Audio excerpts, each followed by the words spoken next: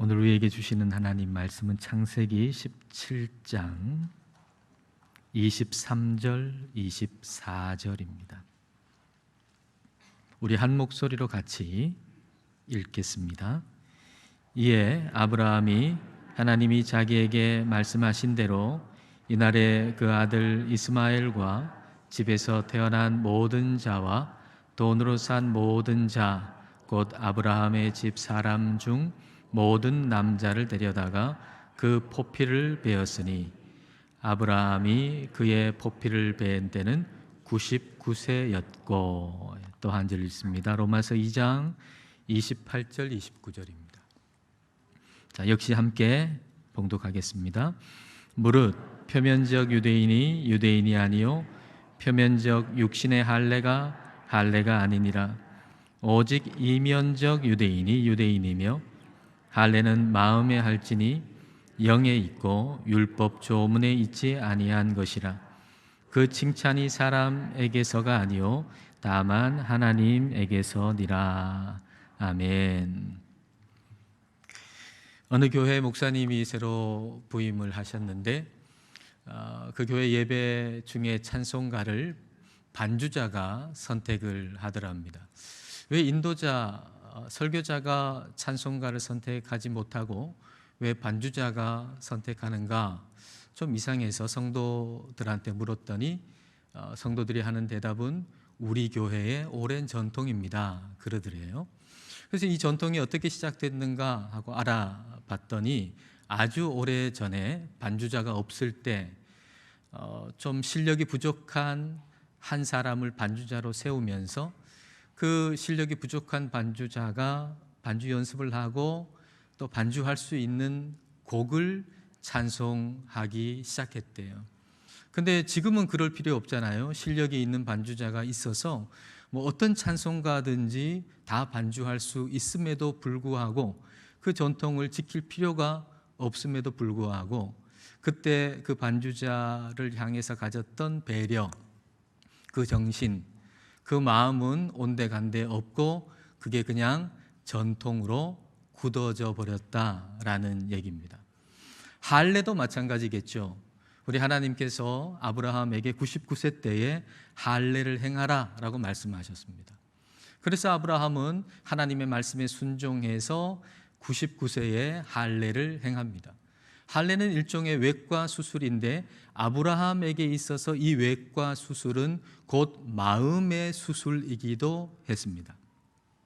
그가 살을 베어낼 때 그때 그것은 전능하신 하나님을 신뢰하지 못하는 마음을 베어내는 것이기도 했던 것이죠.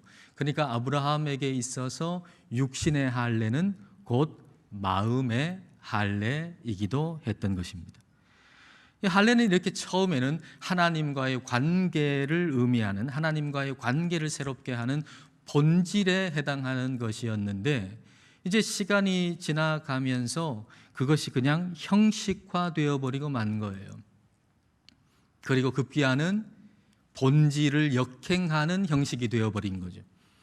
예수님을 믿으면 구원받는다, 그 믿음으로 구원받는다라고 하는 걸 역행해서 그 복음을 받아들이고 예수님을 믿으려고 하는 사람들을 방해하는 걸림돌이 되는 제도가 되어버리고 만 것입니다. 이에 대해서 사도행전 15장에서 자세하게 말씀을 하시죠. 사도행전 15장 1절 말씀입니다. 어떤 사람들이 유대로부터 내려와서 형제들을 가르치되 너희가 모세의 법대로 할례를 받지 아니하면 능히 구원을 받지 못하리라 하니. 바울과 바나바가 예수님을 믿으면 그 믿음으로 구원을 받는다라고 하는 복음을 전했습니다. 근데 유대로부터 온 어떤 사람들이 이 복음에 역행하는 가르침을 가르친 거예요.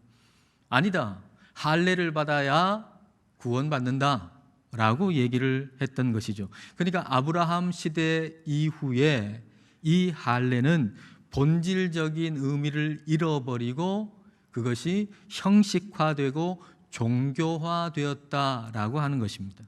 그래서 사도들과 지도자들이 모여가지고 회의를 했잖아요. 그게 유명한 예루살렘 회의죠. 그 예루살렘 회의에서 결정된 게 무엇입니까? 사도행전 15장 28절 29절입니다. 성령과 우리는, 이 얘기가 가르쳐 주는 게 뭔가요?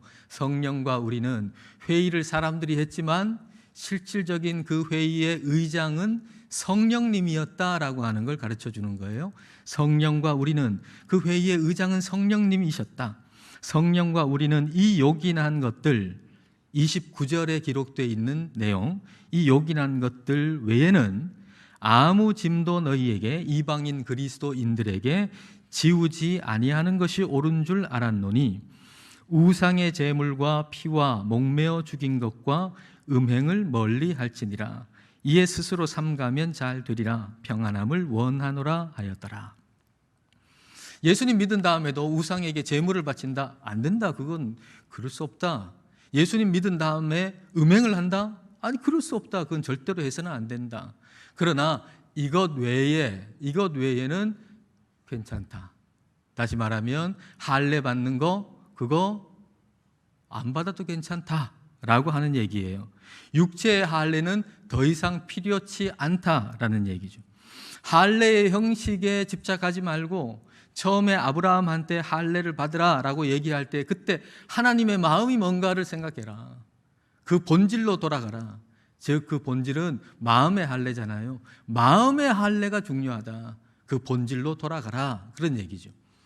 사도 바울이 이걸 강조하죠. 로마서 2장 28절 29절입니다. 겉모양으로 유대 사람이라고 해서 유대 사람이 아니요, 겉모양으로 살에다가 할례를 받았다고 해서 할례가 아닙니다. 오히려 속이 유대 사람인 사람이 유대 사람이며 율법의 조문을 따라서가 아니라 성령을 따라서 마음에 받는 할례가 참 할례입니다. 이런 사람은 사람에게서가 아니라 하나님에게서 칭찬을 받습니다. 육신의 할례가 아니고 마음의 할례를 받는 게 중요하다는 거죠. 다시 본질로 돌아가야 된다. 다시 복음으로 돌아가야 한다라는 것입니다. 1517년 10월 31일 비텐베르크 대학 그 교회 문에다가 루터가 95개조 조항을 붙인 것도 교회가 지금 너무 형식화되고 너무 종교화되어 있으니까 이제 본질로 다시 복음으로 돌아가야 한다는 것을 이야기한 것입니다. 우리는 개혁된 교회입니다. 우리 교회는 개혁교회예요. 개혁된 교회. 개혁된 교회는 계속 개혁되어야 한다는 말이 있습니다. 개혁된 교회, 한번 개혁되고 나면 끝나는가? 그렇지 않고 개혁된 교회는 계속해서 개혁되어야 한다는 거예요. 왜냐하면 처음에는 그 형식을 담은 본질을 담은 형식이 이 두 가지가 분리된 게 아니고 그 본질과 형식이 나란히 같이 가게 되지만 시간이 지나고 나면 자꾸 종교화되고 마는 것이죠. 그래서 우리가 하나님을 믿는다고 하면서도 우리 자신도 모르게 우리가 종교인이 되어 있을 가능성이 굉장히 크다는 얘기예요. 그래서 계속해서 개혁되지 아니하면 복음의 본질을 놓쳐버릴 수밖에 없다는 거죠. 바울이 그랬던 사람 아닙니까? 갈라디아서 1장 13절 14절입니다. 내가 이전에 유대교에 있을 때에 행한 일을 너희가 들었거니와 하나님의 교회를 심히 박해하여 멸하고 그리스도인들을 박해하고 멸했다. 여러분, 이 공격성이, 바울에게 있는 이 공격성이 왜 나타난 거죠? 왜 어떻게 이 사람에게, 바울에게 이 공격성이 나타난 겁니까? 자, 14절을 보면 내가 내 동족 중 여러 연갑자보다 유대교를 지나치게 믿어 내 조상의 전통에 대하여 더욱 열심히 있었으나 유대교라고 하는 종교에 열심을 가진 결과가 바로 그리스도인들을 박해하고 해를 끼친 것이었다라는 얘기예요. 바울이 예수님 믿기 전에 유대교에 아주 지나치게 유대교를 믿었는데 그 유대교 종교를 열심히 믿은 결과가 뭔가 다른 사람을 정죄하고 박해하고 그리고 해를 끼치는 것이었다라는 얘기예요.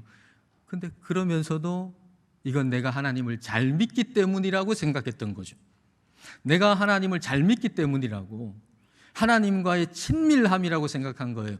종교적 활동에 익숙함이었는데, 단지 오랫동안 종교적 활동에 익숙한 것이었는데 그 익숙함을 하나님과의 친밀함이라고 착각하면서 살아왔던 거예요.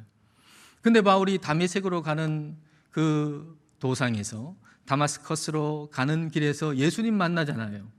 그리고 예수님 만나고서 그의 삶이 달라지죠. 그의 인생이 달라지죠. 종교 때문에 사람에게 해를 끼치던 사람이 이제는 복음 때문에 사람을 살리는 사람이 되었다는 거예요. 이렇게 변화된 이유는 어디 있을까요? 어떻게 이 바울이 이런 변화를 겪었을까요? 어떻게 해서 이런 변화가 가능했을까요? 그것이 유대교에서 기독교로 개종했기 때문일까요? 만약에 바울이 개종한 것이면 기독교로 개종한 다음에도 똑같았을 겁니다. 유대교에 있을 때하고, 옛날에 유대교에 있을 때와 똑같이 기독교 안에서 나와는 다른 것 정죄하고, 다른 사람 정죄하고, 비난하고, 비판하고, 또 다른 종교 전쟁을 기독교 안에서 했겠죠. 여러분, 바울은 개종한 것이 아니에요. 유대교에서 기독교로 개종한 것이 아니라 예수님의 생명을 받아서 새 사람이 된 거예요. 우리가 기독교라고 하는 용어를 편의상 쓰긴 하지만 저와 여러분은 기독교라고 하는 종교인이 아니에요. 저와 여러분은 예수님의 생명을 받은 사람이에요. 저와 여러분 예수님의 생명, 그 복음을 받은 사람들입니다.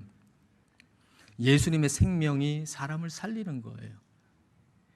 사람 죽이는 종교 믿지 마세요.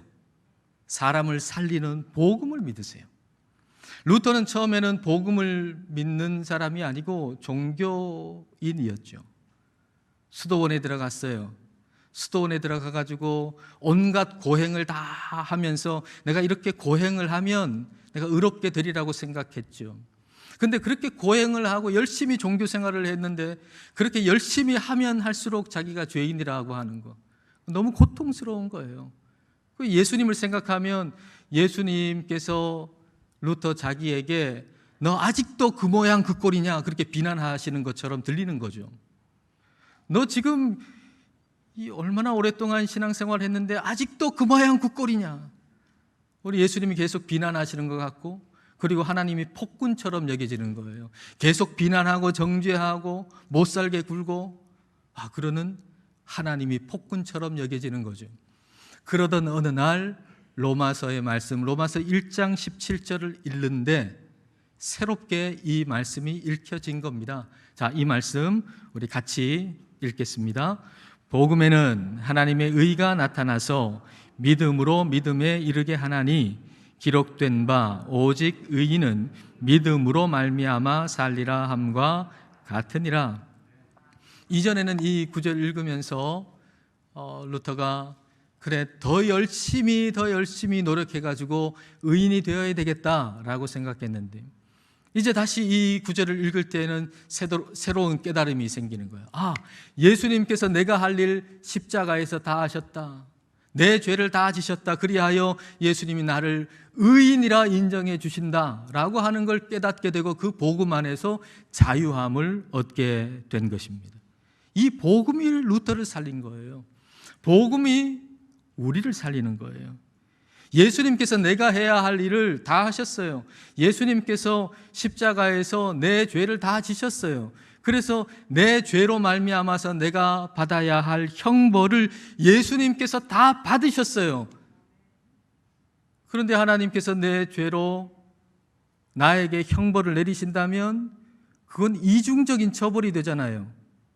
그렇지 않습니까?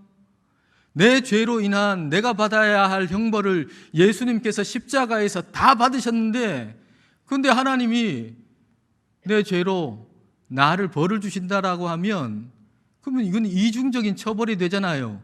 그러므로 우리는 예수님 안에서 이미 의인이에요. 저와 여러분은 예수님 안에서 이미 의인이에요. 그런데 동시에 죄인이에요. 왜냐하면 이 육신을 가지고 살잖아요. 이 육신은 죄의 본성을 가지고 있어서 우리는 죄의 본성 안에 죽을 때까지 살 수밖에 없어요. 따라서 우리는 죽을 때까지 죄와 싸워야 해요. 근데 그 싸움이 내가 의롭게 되기 위해 싸우는 거 아니에요. 내가 천국 가기 위해 싸우는 거 아니에요. 내가 하나님 마음에 들기 위해 싸우는 게 아니에요. 예수님께서 이미 내 죄를 다 지시고 내가 받을 형벌을 다 받으시고 그리고 너는 의인이다 인정해 주신 그 은혜에 감사하여 그 죄와 싸우는 거예요. 그래서 복음을 받은 사람은 죄와 싸우는데 감사함으로 싸우는 거죠. 죄와 싸우는 것이 감사요 기쁨이 되는 겁니다. 여러분, 이게 복음의 능력이에요. 죄와 싸우는데 그게 감사요 기쁨이 되는 거, 그게 복음의 능력이에요. 근데 복음의 이 능력을 경험하지 못한 사람은 신앙생활하는 거 너무 고달파요. 너무 힘들어요. 왜냐하면 욕심, 정욕, 미움이 우리 속에 막 일어나잖아요. 그 없애라고 얼마나 우리가 노력을 합니까? 근데 잘 안 되거든요. 잘 안 돼가지고 고통스러운데 내가 그리스도인이라고 하는 사실이 그 고통을 가중시켜요. 내 마음에 정욕이 생겼어요. 욕심이 생겼어요. 미움이 일어났어요. 이거 없애려고 노력을 하는데 안 된단 말이에요.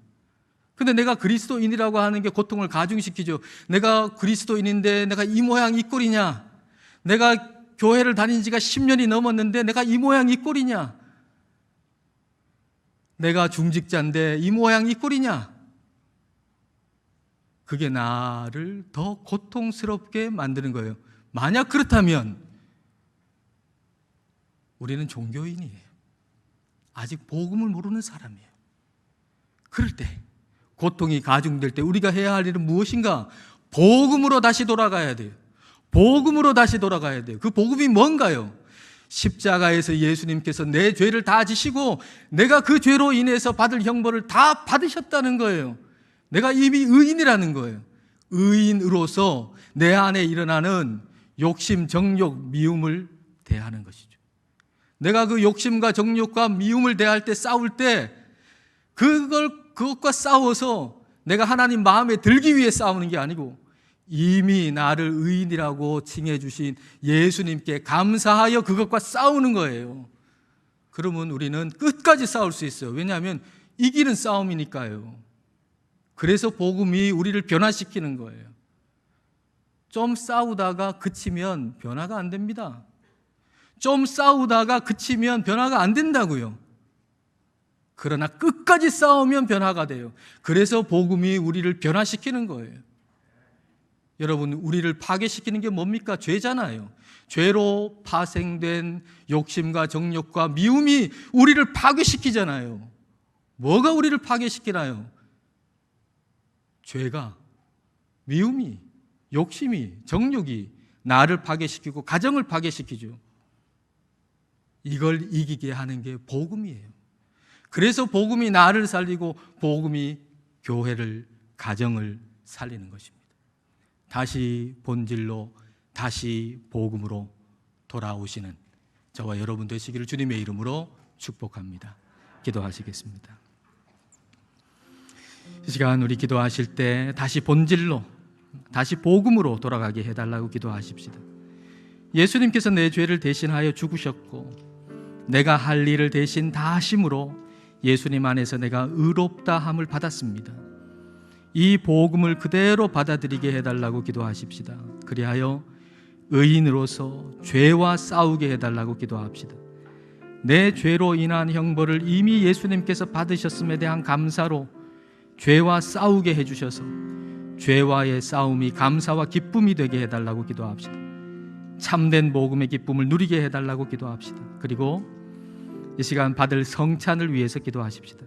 성찬에 참여할 때 예수님의 십자가의 복음이 우리 안에 새롭게 깨달아지게 해달라고 기도하십시다. 그리고 하나 더, 이 땅의 청소년, 청년들 위해서 기도하십시다. 어젯밤 서울 이태원에서 150명에 가까운 사람이 죽었고 대부분 10대, 20대라고 합니다. 이 땅의 젊은이들이 소돔에서 고모라에서 나와서 예수님의 복음으로 돌아오게 해달라고 우리 이 시간 간절하게 우리 함께 기도하겠습니다.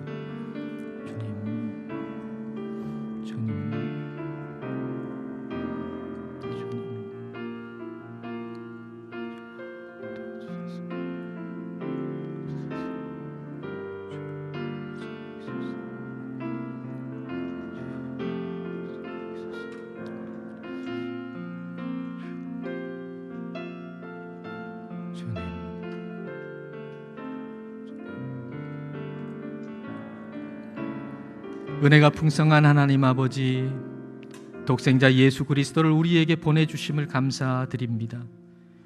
우리의 죄를 대신하여 십자가에서 죽으시고 우리가 받아야 할 형벌을 주님께서 다 받으시고 우리를 의인이라 인정해 주시니 감사드립니다. 그리하여 우리가 육신으로 존재하는 한 죄와 함께 있지만 우리를 의인이라 인정해 주신 그 은혜에 감사하여 중도에 포기하지 않고 죄와 끝까지 싸울 수 있는 복을 주신 것을 감사드립니다. 이 시간 성찬에 참여할 때 우리의 몸과 마음이 예수님의 복음으로 새로워지게 하옵소서. 다시 본질로 돌아가게 하옵소서. 다시 복음으로 우리 자신과 가정이 살아나게 하옵소서. 그리고 특별히 이 땅의 젊은이들을 불쌍히 여기시고 소돔에서 나오게 하시고 예수님의 복음의 은혜를 만나게 하옵소서. 예수님 이름으로 기도드립니다. 아멘.